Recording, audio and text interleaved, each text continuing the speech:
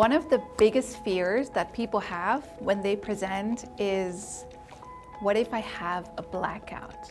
What if I just completely forget what I wanted to say? Do you recognize it?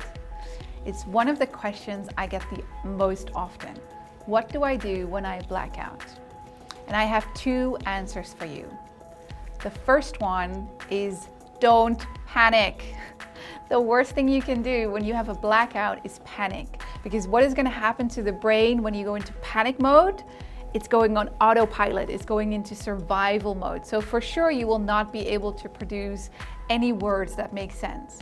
So you want to make sure that you stay calm. Blackouts happen, they will happen. It's not a question if it happens, it's a question when it happens. It happens to me all the time. If I'm having a conversation with a friend, it happens so often that I lose my train of thought. But when I'm having a conversation with a friend, I just say, sorry, what was I saying again? But all of a sudden, when you're in front of a room full of people, you feel like you have to produce your thoughts right in that moment. So what is important is that you stay relaxed, because only when you're relaxed, your thoughts will come back to you. So trust that wherever you were will come back. Now, the second thing you want to do is you want to move the body.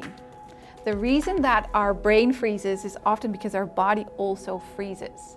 So by unfreezing the body, walking to the left, walking to the right, grabbing a sip of water, we unfreeze the body and therefore will unfreeze the brain.